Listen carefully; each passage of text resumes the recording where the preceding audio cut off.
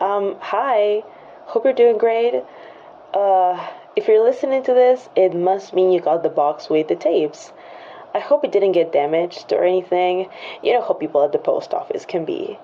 Hopefully the guide is useful for you. I really haven't checked those tapes in years, so I have no idea if the information is outdated or something, but there you go. I hope you enjoyed them and give me a call later, alright? It's been a while since I don't hear from you.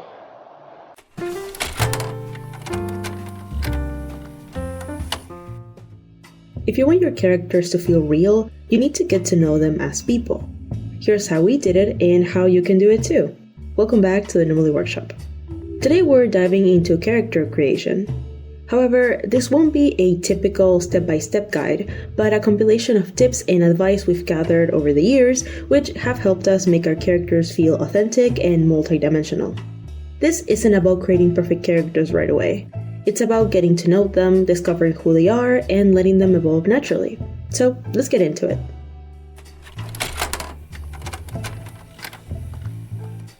In our case, we didn't have a clear purpose when we started creating characters. We began by playing around with ideas inspired by media we loved. We take existing characters and expand on their backstories and personalities beyond what was shown on screen.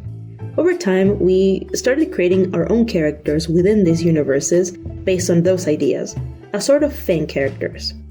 Often, our alternative universes became so detailed and far from the original that they almost turned into their own story.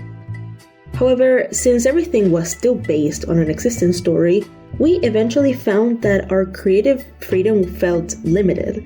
That's when we decided to come up with something entirely our own, and ended up coming to a strange realization. Making OCs is kind of like raising children, as strange as that sounds.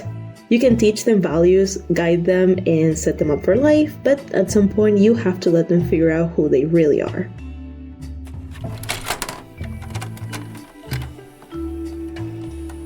If you already have characters but want to bring them to life, start with purpose.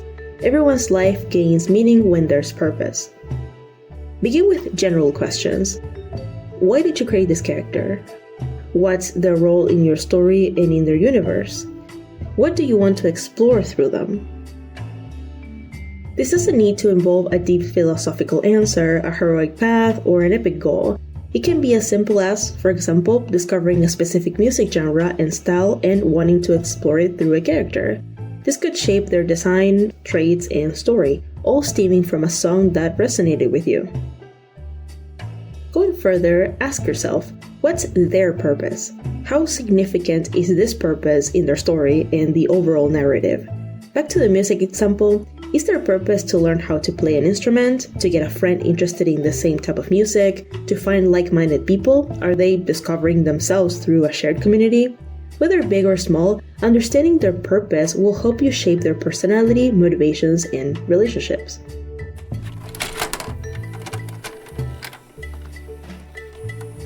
Don't focus on listing random traits you think could be interesting for your character, only to struggle to make them fit together. Learn about them by putting them in different situations. Study how they will react as if they were real beings, separate from yourself. For example, imagine your character thinks their pet died. How do they respond? Do they cry immediately? Do they emotionally shut down or go into denial? Don't stop at surface levels answers like they'd be sad or they'd be angry. People react to things in unique ways for personal reasons. Your characters should too. Push yourself to make each reaction distinct. You shouldn't be able to use the same description for multiple characters. Don't minimize them to simple adjectives. Describe them through concrete actions. Take for example our characters Portobello, Hyde, Shantae, and Ojiba. All four could be described as serious, but what does serious mean for each of them? Those adjectives alone don't tell you much about a person. Portobello serious presents an unbreakable facade. He manipulates his own narrative to match the desires of those around him, deceiving them with precision. His calm, collected demeanor never falters, his voice never rises. Yet, by the time anyone realizes, they're already at his mercy, doing exactly what he wanted all along. Hyde's Sirius shows us a pair of sad eyes and a soul weighed down by its burdens. His every action is guided by fear, the terror of saying the wrong word, making the wrong move. It leaves him paralyzed, locked inside his own mind, with nothing to offer to the outside. Shanta's Sirius stems from a lonely reality. Growing up isolated, he learned to hide his brightest self behind layers of already familiar silence. Beneath that stoic exterior lies an inherited awkwardness that he can't quite shake, and often slips out for the world to see. When he dares to open up, embarrassment is quick to follow, making him retreat into solitude once more, but yearning for the warmth of genuine connection. Okiwa's Sirius tells the story of a shy little girl who grew into a grounded, centered young woman. Though she struggles to express her emotions outwardly, there's an innocent charm that surfaces once you get close enough to see beyond her reserved nature. While she isn't ashamed of her tender side, she carries the weight of a solemn exterior as if it were a mission, trusting herself to keep it from crumbling and revealing the fragile remains of that once vulnerable, solitary child. Another example could be Serenata. Instead of using terms like calm, forgiving, understanding, you could describe her as someone who always gives others the benefit of the doubt, seeks the good in people, and finds excuses to justify their actions. This behavior stems from an unconscious, desperate need to justify her own actions and free herself from the guilt of her past. There's rich meaning and reasoning behind people's personalities and actions. Give it a deeper thought. Try this exercise with your characters. Group them together in categories like serious, smart, or confident, and analyze how and why each of them is different. Relate these differences to their past, present, inner world, and how people perceive them.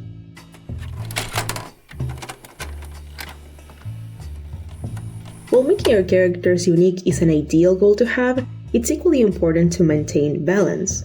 Over the top doesn't always mean distinctive and interesting, plain doesn't always mean boring or forgettable. Sometimes a simple-looking character with a concise and well-thought-out personality can be far more engaging than an exaggerated design with no depth. Focus on your character's internal world just as much as their external appearance. Another important point is to ask yourself why your character looks the way they do.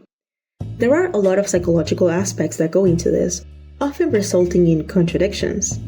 Real people are complex. Their morals, actions, thoughts, appearances, and every aspect of an individual rarely aligns perfectly. A lot of what makes a character feel real and relatable is this contradiction, so use it to your advantage. Try giving some of your characters traits you wouldn't expect them to have. Portoilo may seem simple in design, yet his motives run deep. He's the perfect image of success, clean, polished, and refined. A powerful businessman, a criminal in a flawlessly tailored suit. People like him often tend to embody dominance and authority, their presence commanding, sometimes even aggressive. However, while Portoilo's influence and persuasion over others is undeniable, his demeanor is different. He carries himself with elegance, controlled, precise, almost delicate. There's an air of ethereal grace to him, something almost artificial.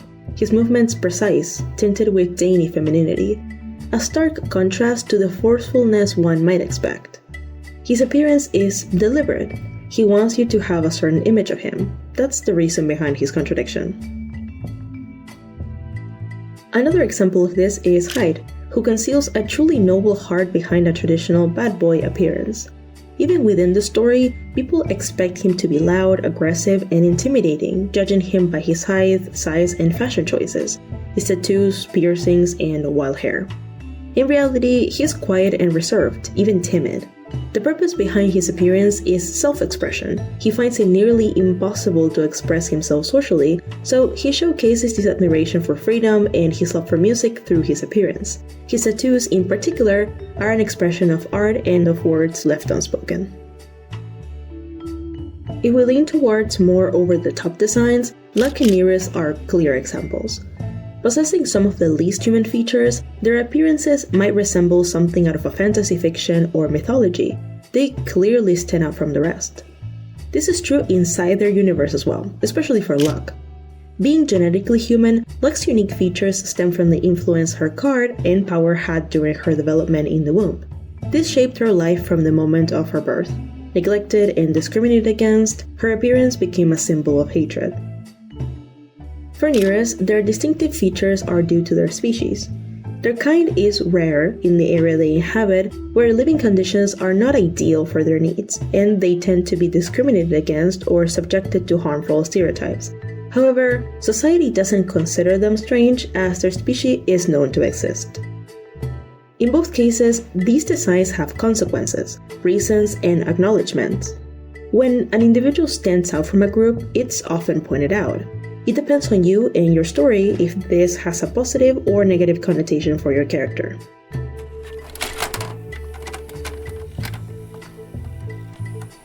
Your first idea shouldn't be set in stone.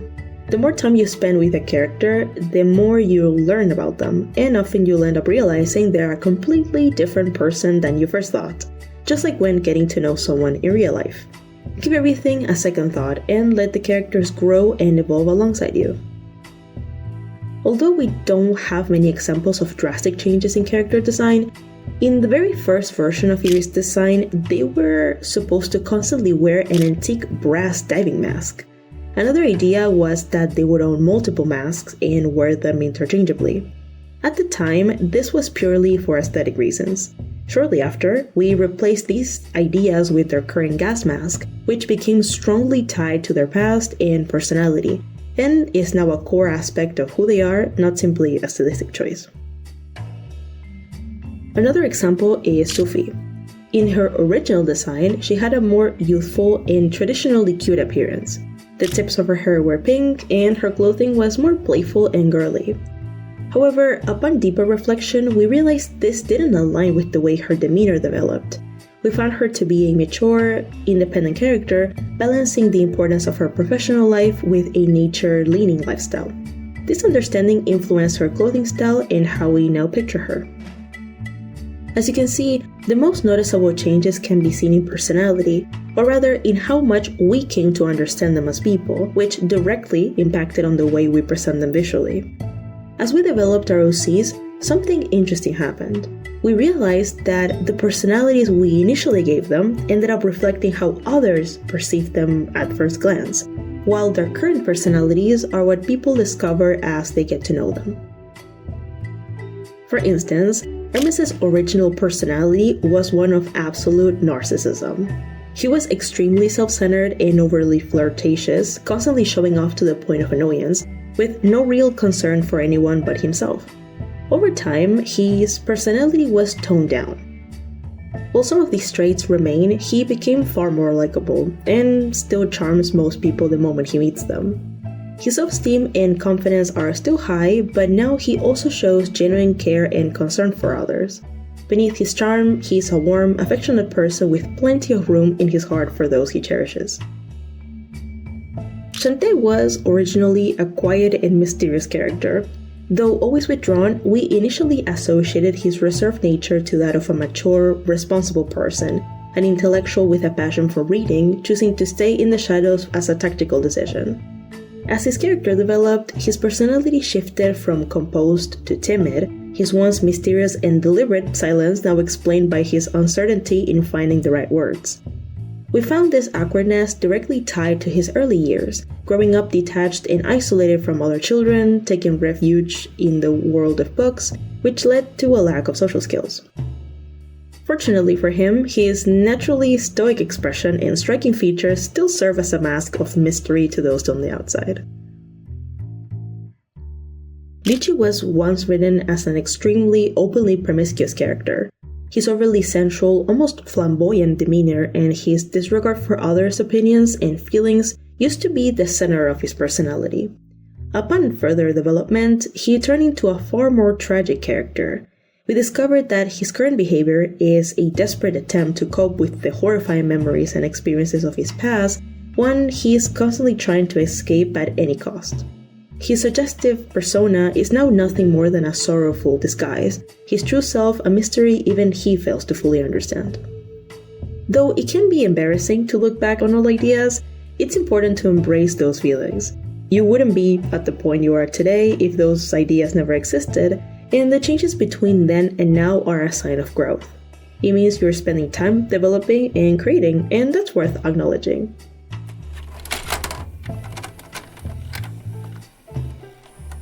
Never pressure yourself to figure out the little details right away. It's best to grasp the general, abstract, unexplainable feel of a character before diving into the intricacies. Like in any creative field, if you sit down and force yourself to create something, it's unlikely that inspiration will come to you. That's just a recipe for frustration. It may sound like typical advice, but its importance should never be dismissed. Scroll through Pinterest, listen to music, make a list of concepts you enjoy in other stories and characters you love. What draws you to them? How do they make you feel? Even something as simple as listing words that resonate with you, a clothing style, a skill, or a term, those loose, floating ideas that you can't quite put into words can serve as the foundation for an interesting character. We insist on the importance of making Pinterest boards. Remember, these boards are first and foremost for yourself. If your goal is to build a whole person, there's no need to make everything aesthetic. Real people aren't perfectly polished all the time. If you've struggled to make boards that work for you, try looking for different types of images. Variety is key. Anything that fits your character's energy is valid. Someone who looks similar physically, quotes, outfits, even humorous pictures like memes or social media screenshots. Everyone has a sense of humor, and these casual, lighthearted images can help simplify and solidify your character's personality, making them feel more real and unique beyond vague adjectives. There's no need to fixate in every detail at the start. It doesn't have to be perfect right away. Characters will shape themselves over time, evolving from abstract concepts or even just a name.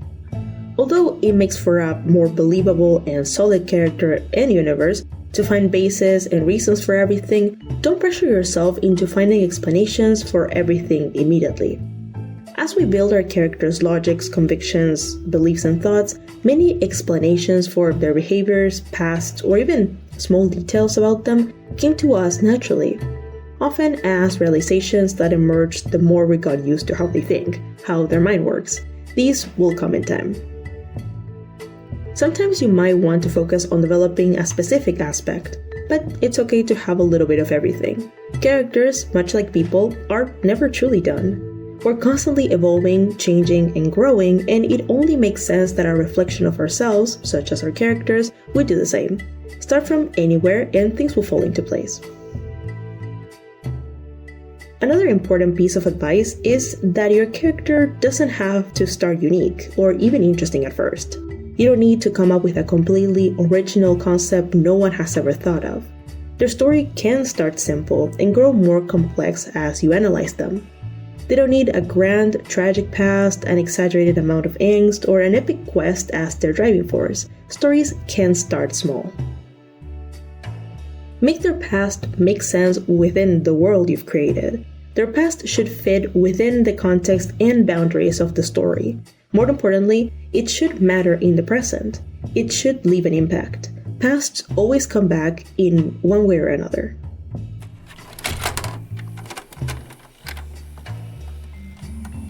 When naming your characters, consider the context of your story.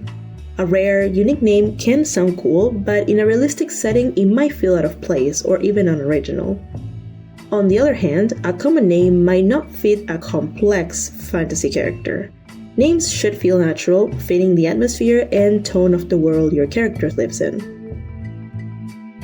Of course, this isn't a strict rule. Mixing and matching different types of names, if balanced correctly, can enhance the originality of your universe. We've used multiple methods to name characters. Each name came from different sources and at different points in their creation. In our story, we weren't going for traditional real-world names, but we also didn't want to fall into the typical kind of fantasy naming. Instead, we aimed for something original that fit the serious tone of the universe, eventually developing our own style for names. These are some of the methods we used. Sometimes the name is the first thing that comes to mind, from a sudden strike of inspiration or based on a word we liked, and the character is built from there. This was the case with Eerie and Token, among many others. The sound and feeling of those names became a key point in forming what they are today. Eerie sounds like a mysterious, dark, and distant individual. Token suggests an eccentric, jester, or clown-like character. These simple associations became the foundation for their design and development. Another method we used when the design came to us before the name did was first deciding on what name would fit the character in our world, and specifically in our country.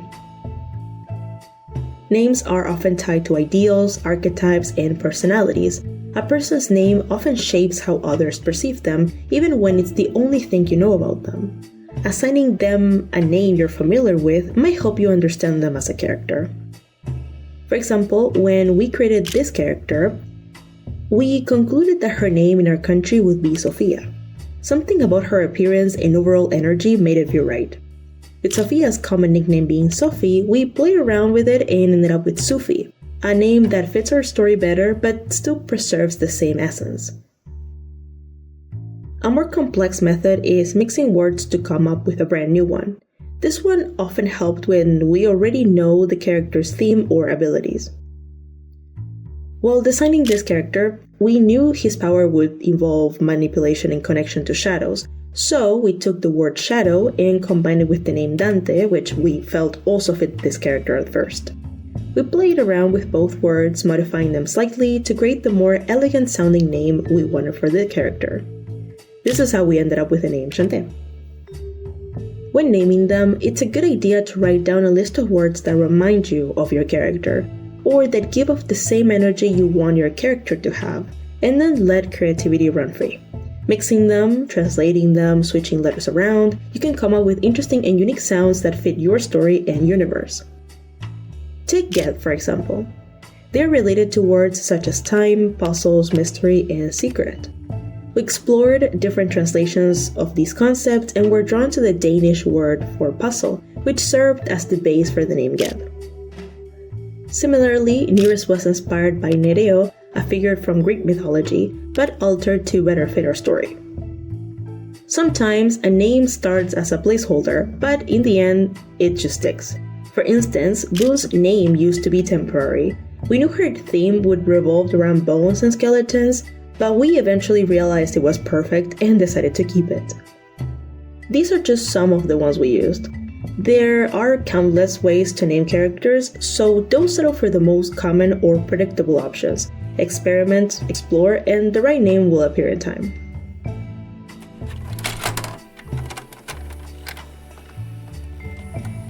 Be patient with your characters. Remember, you're creating an entirely new being with a name, likes, traits, and emotions.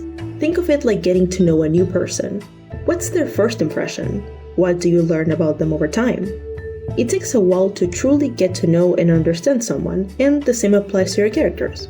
Start thinking of them as friends. Let them accompany you throughout the day.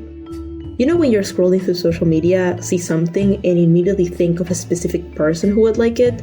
Try doing the same with your characters. Do you think they would like that snack? Is this meal something they would enjoy? What would they get for themselves in that store? Or what would you get them as a gift? Would they laugh at this TikTok? Would they like the song? Even with the most simple, mundane things, start relating what you see to them. Visualize the reaction to what you would like to share with them. Of course, this deeper understanding won't happen overnight. Give it time, just like you would when getting to know a real person. Some of these details may never make it into your story, but the point is to make your characters feel real to you. Once they do, writing them as fully formed, believable people will come naturally.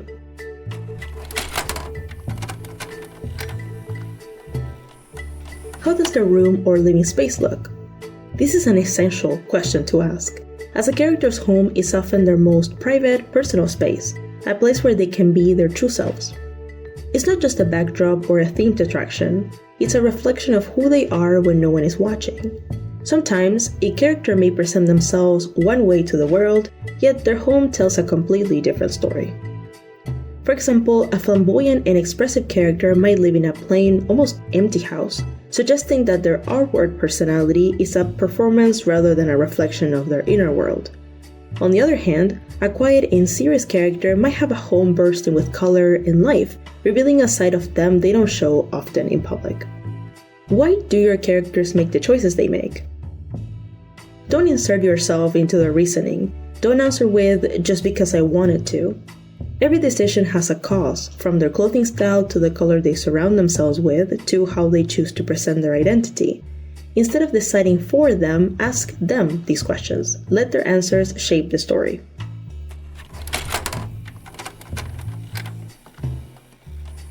Don't be afraid to explore the uncomfortable and messy sides of your characters. They aren't dolls meant to stay perfectly composed, neatly fitting into the descriptions you've given them. Let them contradict themselves, let them ugly cry until they throw up. Let them be gross, have terrible attitudes, and make mistakes. Don't try to make them seem cool all the time, or let a single trait or label define their entire personality. Be flexible with who they are and how they see themselves. No one is sad all the time, or angry all the time, or flirty all the time. And if they are, acknowledge it. No one can constantly experience a single emotional state without a reason. Make sure their actions and personalities have consequences. Let their choices directly impact the story and those around them. See how much your character cares, or doesn't care, about the ripple effect they create. There's beauty in feeling frustrated with their actions or even disliking them as people, yet still understanding them. A character can be capable of incredible things, kindness, bravery, brilliance, while also making selfish choices, avoiding responsibility, or hurting others with their actions. That complexity is what makes them feel real. People aren't just good or bad, and your characters shouldn't be either. Let them grow, fail, and stumble through their own contradictions. The best characters aren't those that always do the right thing, they are the ones who struggle and make mistakes. They're the ones who try, and sometimes, the ones that don't. That was part 1 of our seemingly terrible guide to make a good OC. Let us know if you would like part 2. We have a lot to talk about, and we want this to be kind of like a series, or I don't know, at least like mini episodes of advice or tips that we have to make characters. We hope you found this helpful, got inspired, or simply enjoyed the video. Remember to like and subscribe, and see you soon. Bye bye guys!